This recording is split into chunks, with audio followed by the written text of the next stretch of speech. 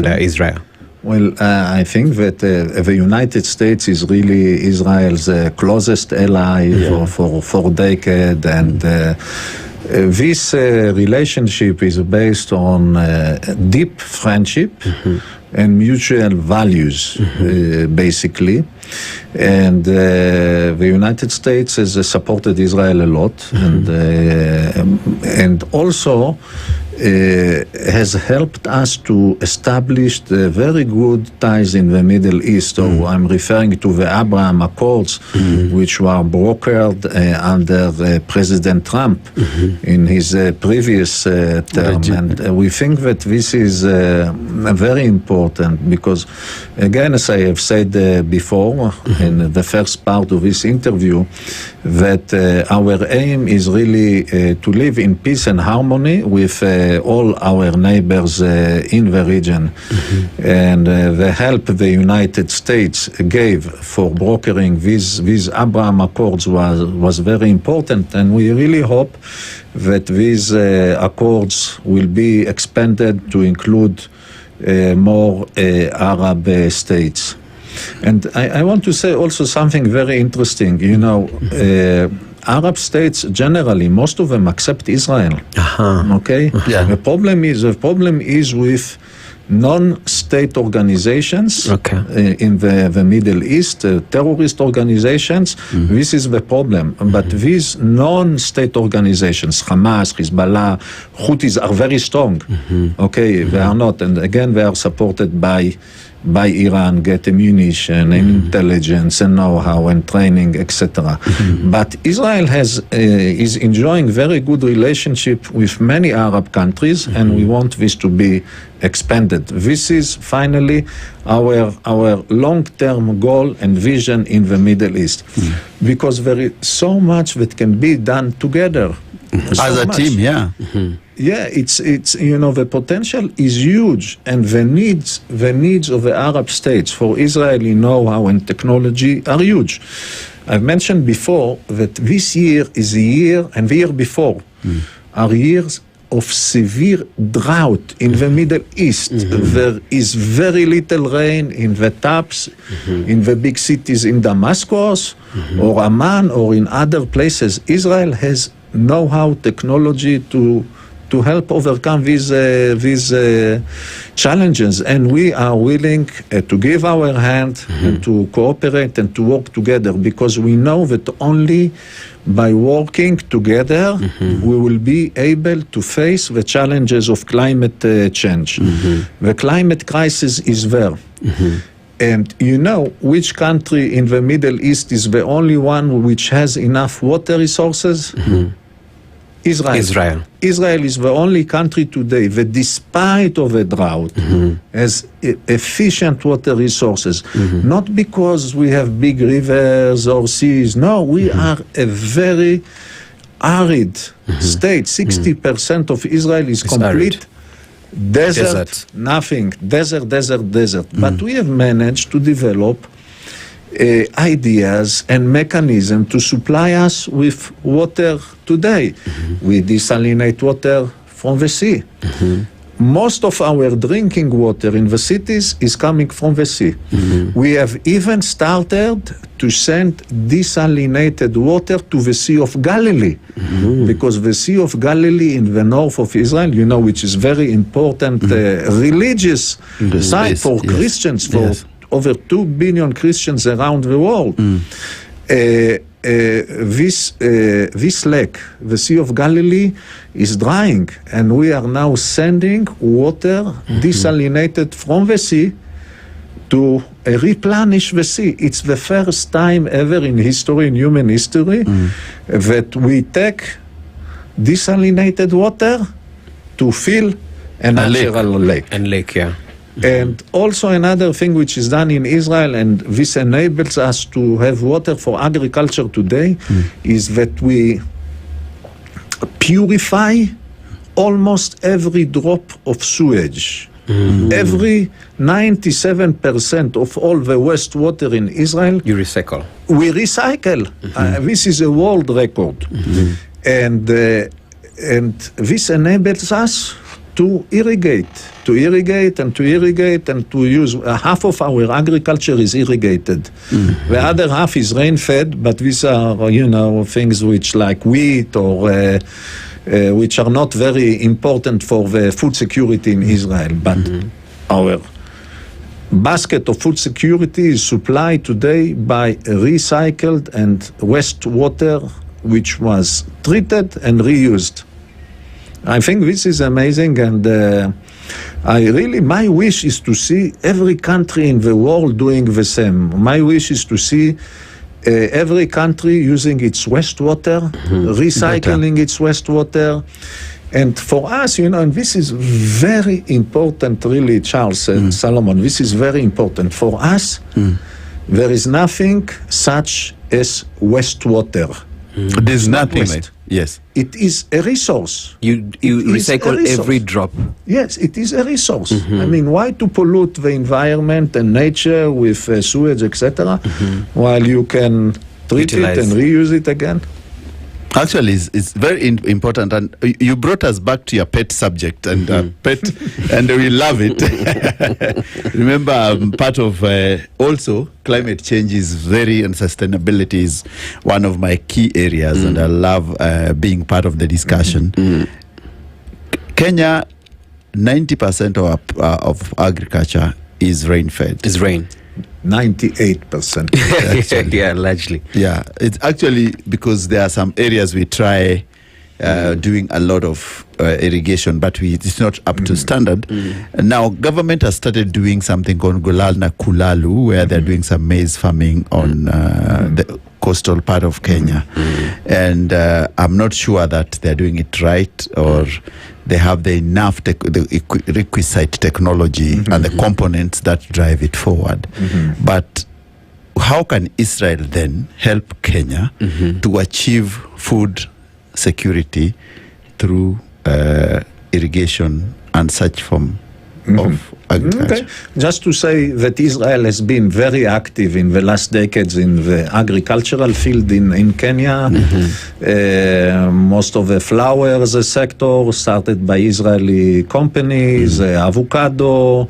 If you see the greenhouses in Kenya, many of them are done by Israeli companies. So, and also Israel as a government has been very active in building capacities in Kenya. Throughout our relationship, we have sent thousands of people to be trained in Israel in agriculture, in renewable energy, in water, in education, health, etc. And we also do training here. And so what we want is really to do capacity building and knowledge transfer. We think this is the most important thing. Now, if you look at Kenya and the climate change models, okay, you can look them up on the internet. I've looked them up as Israel's special envoy for climate change, and I've seen big parts of Kenya, Eastern Africa, and Africa in general will dry up in the coming decades. What will happen to the small farmers, smallholders? What about them? They cannot sustain agriculture after that. Yes, but there are solutions. There are solutions, and the number one solution really is if I will do something in my stay in Kenya, and I will say, Gideon, you have done a good job, is really to persuade people to move into irrigated agriculture. The most people will do that, the better adaptation they will have, and the better capacity they will have to produce more food. This is the most important thing. You know, we see it already. Patterns of rains have changed. Completely. Yeah, I mean, people are lost. People are lost. What's the answer? The answer is really irrigation. Not only on large scale, but also for the small holders, okay? And there are ways to do that. There are family drip irrigation, very small. I've done that while I was ambassador in Senegal. In Senegal, in the 5 years in my tenure as ambassador, I helped transform Senegal, from a country which was its agricultural production based on rain-fed irrigation, it has moved a lot into irrigated agriculture, and people are using drip irrigation. This is what we have to do, to introduce as much as possible drip irrigation. Also, on small scale, for the small farmers, we should not forget them. The big farms are already doing that, and they will continue to do that because they have the resources. This is one thing.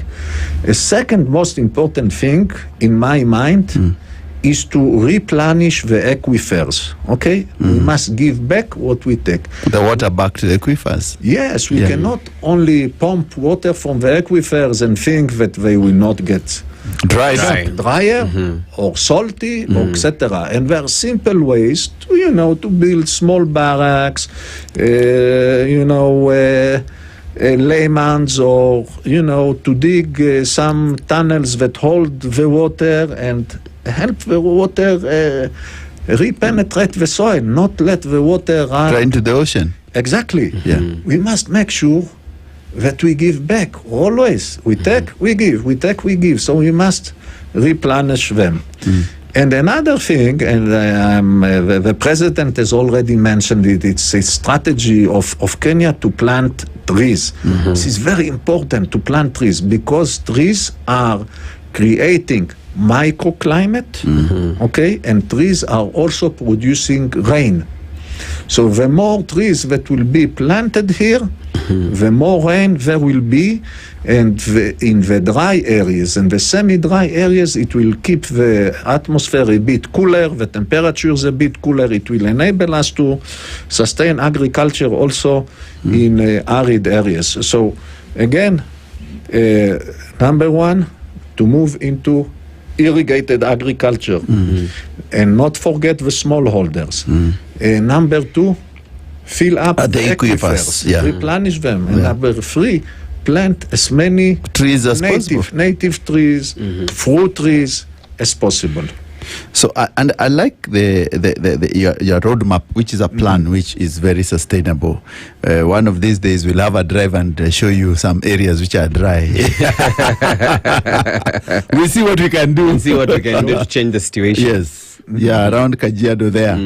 I drive there sometimes, and I have very many Maasai friends of mine, and when I go to visit, they think I'm a very big man on radio. So, thank you very much. So, apart from, and you talked about the drying up of the worst famine in the Middle East this time round, and the chance to reclaim and bring everyone together so that you have a better future together. Is there any plan which was in place before this war came in? I had lots of plans and lots of strategies. Unfortunately, most of them stopped because of the war. I do believe that they will come back. One was successful. One of the most negative effect of climate change is sea level rise. Sea level is rising. I don't know how much they know about it, but this is very dangerous. Sea level is rising today by 0.5 centimeter per year. 0.5 centimeter and accelerating. And we are talking about average sea level rise, okay? By mid-century, sea level rise will be 60, 70 centimeters more than it is now. By the end of the century, it depends on the emissions, how much CO2 humanity will emit. It can be between 1 to 2 meters. These are the estimations, okay? I don't want to confuse you with more data about it, about glaciers in Antarctica, etc., that will melt. But we are marching toward between 1 to 2 meter sea level rise every year. Average in the world. Average.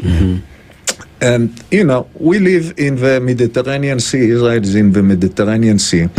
And I said, come on, the effects of sea level rise on the Mediterranean Sea are huge.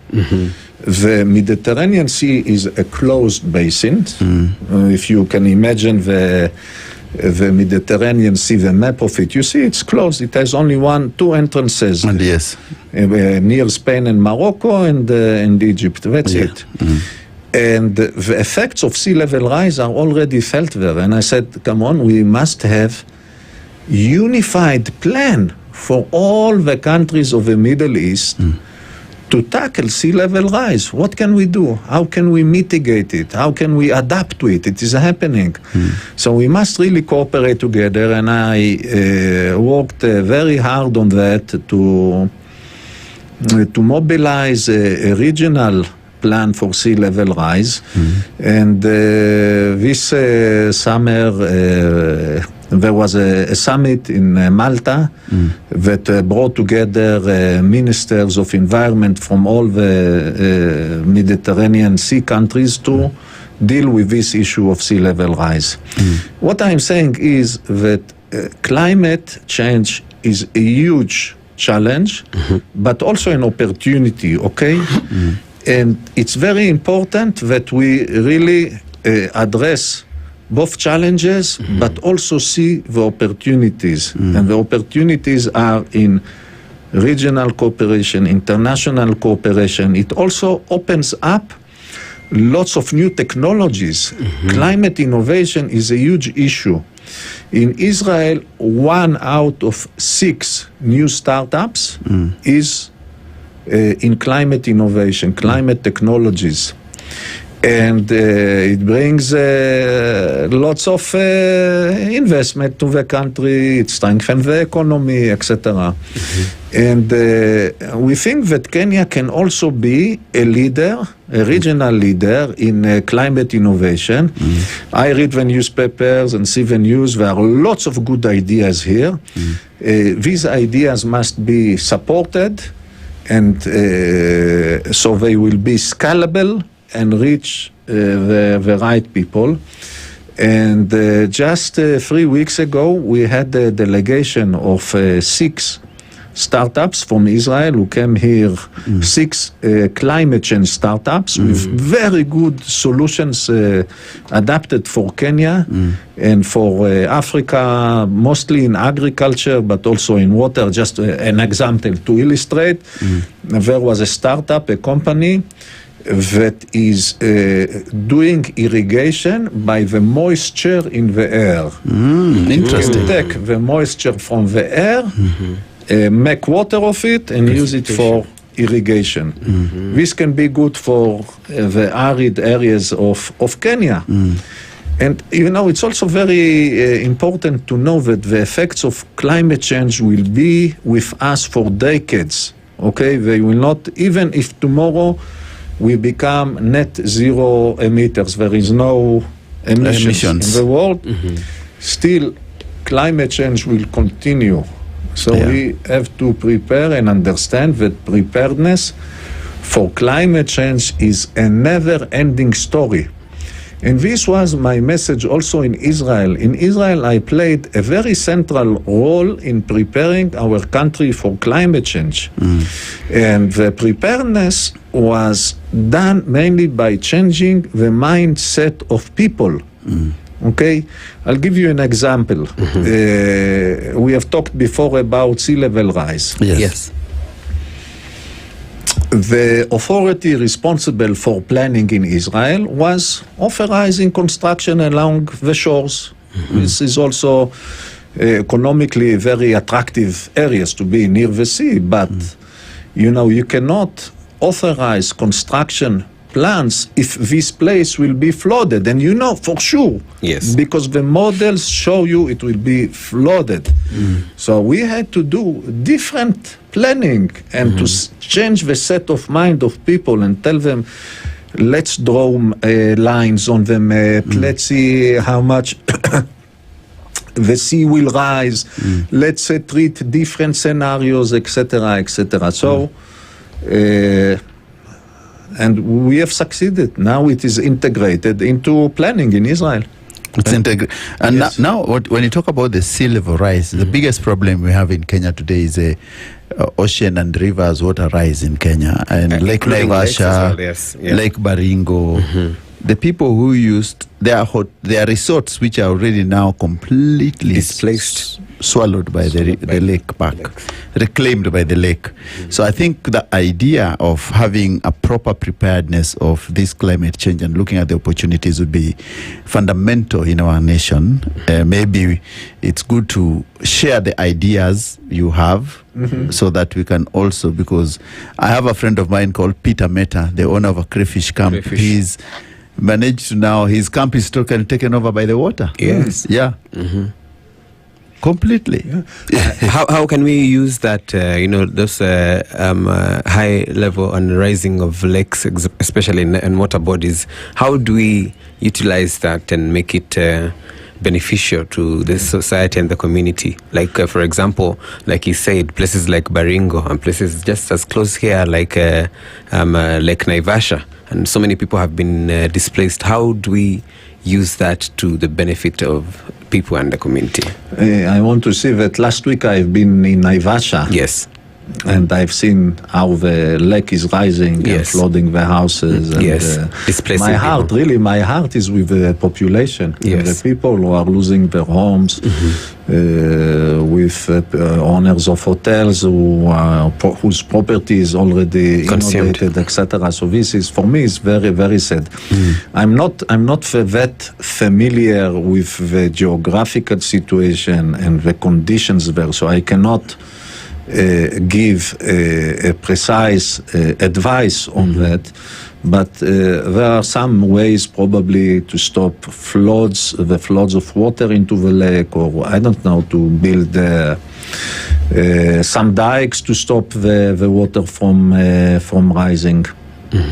But there should be, of course, maybe there is a plan to do it. Yeah. So, and it's important to have that, because when the family loses a livelihood, and of course it becomes very difficult, especially for the resorts and the people who used to work there. There's a loss of employment as well, huge, and lots of revenue. But one ambassador, what I wanted also to know is that when you said there's so many startups which come, maybe are there any startups which are coming soon so that we can have an Israeli-Kenya trade fair, maybe, where people can learn all these beautiful things Israel is doing in the world?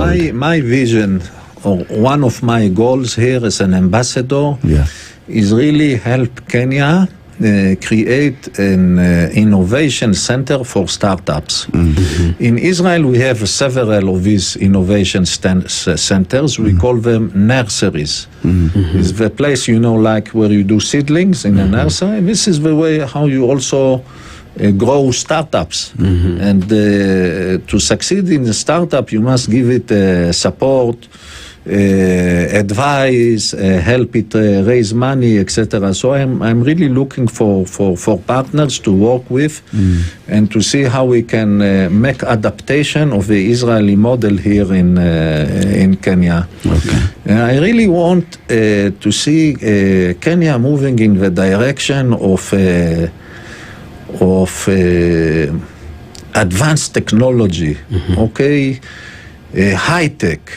high-tech, I mean, to develop also agriculture, but also to develop the high-tech sector that will pull the economy, that will pull the young generation. In Israel, 20% of the GDP is coming from high-tech. It's the highest in the world, just to comparison.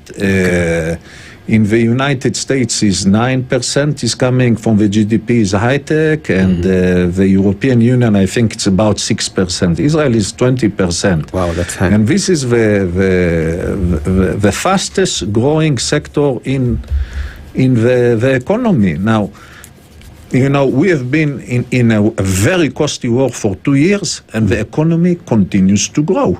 And interesting. Yes, continues to grow, to expand, and to attract investments. Why? Because there are so many good ideas and technology in Israel, and people want them. and we see them everywhere. Today, almost in every device that you use, whether it's your cell phone, your computer, your television, the cloud, there is Israeli technology. In it, yes. Almost everywhere. In almost every, Microsoft has one of its major innovation and development centers in Israel. NVIDIA, which do AI and other also. And where all the big companies in the world that do high-tech have development centers in Israel. Kenya can do that. Kenya can be the gate to Eastern Africa and to Africa. I'm sure about it. Because, I meet the people here and I see talent. I see ideas and I see motivation. And I know that this can be translated into something much bigger than it is now. Fantastic. The spirit is there. The spirit. The most important thing is the spirit. Yes. The spirit and to start walking on the path of innovation. Okay?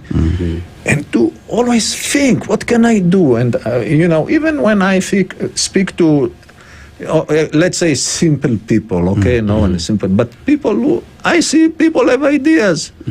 People want to develop businesses. People want to do things. So the spirit is there to walk on the path, to start walking on the path of innovation, of high tech.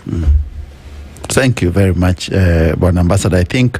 I know that the centers of Israel are centers of excellence in especially innovation, and I have a brother who studied there. He always praises the Israeli technology every day.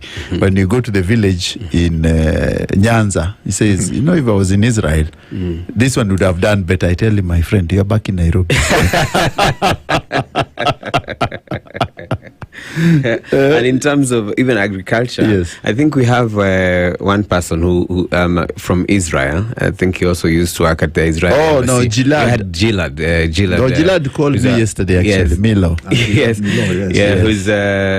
Who's a musician here. Yes, and he's doing very well, especially in farming and agriculture.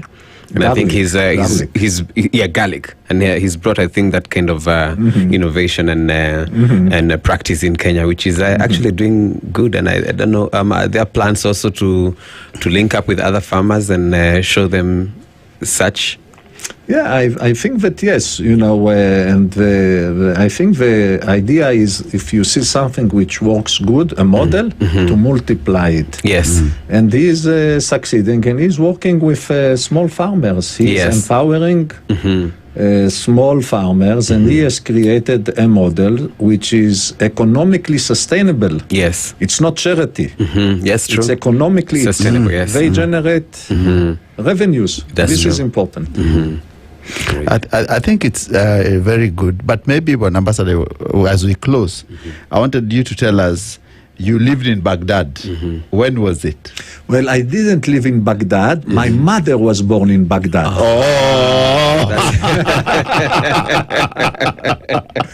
Yes, my mother was born there. And, during the times of Saddam el-Hussein? No, she has come to Israel in the 30s. Okay. When she was very young. But the family kept the language, which was a special dialect of Judeo-Arabic. Yes. Okay. Yeah. It was Arabic written in Hebrew characters, and with lots of Hebrew words.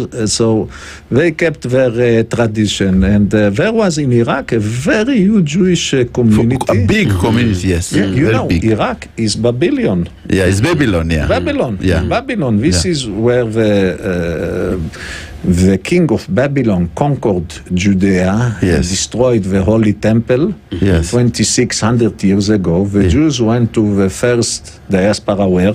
in Babylon. Babylon. And Yes. since then, They never come back. Yeah. well, they did. But some of them remained. Some of them remained. They never came back, all of them. Not all of them.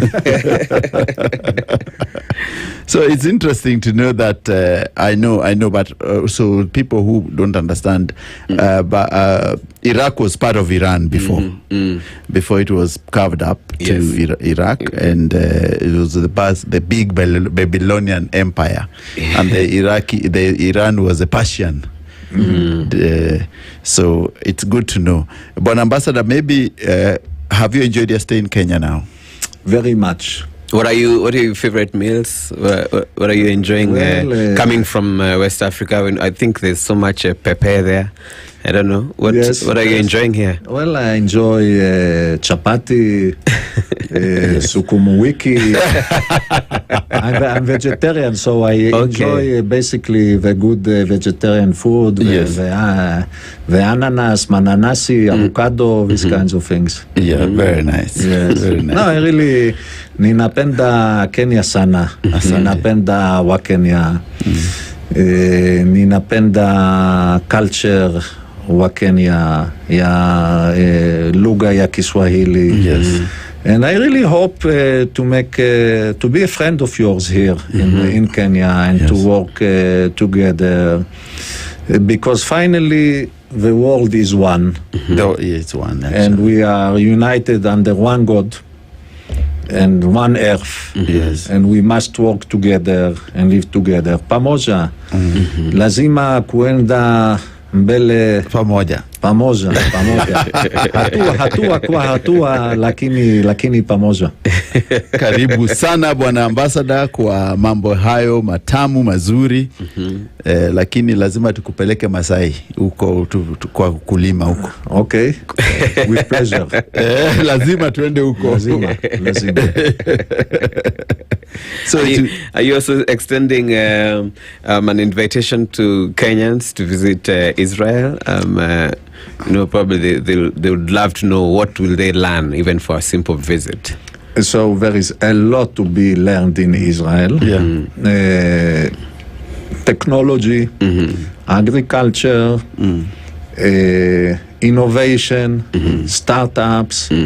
If you go to Tel Aviv, it's a very vibrant place. You feel it. You feel the hectic, the movement of the people. Also, biblical Israel is really amazing and beautiful, and to walk in the same places where Jesus Christ walked, to walk in the same places you have read about in the Bible, to see in your eyes Jerusalem. Jerusalem is beautiful, beautiful, beautiful. I have to come to Jerusalem. You must come. You must great. come. Yeah. You must make your prayers there. Yes, I have to. And it's really very, very inspiring. And I really hope we will have peace everywhere in the world, and people will be able to flourish and to live together. And but we have to work for that. And Israel is certainly an amazing place to come and to visit. And Nazareth, Bethlehem, the Sea of Galilee, etc., etc. all those historic places.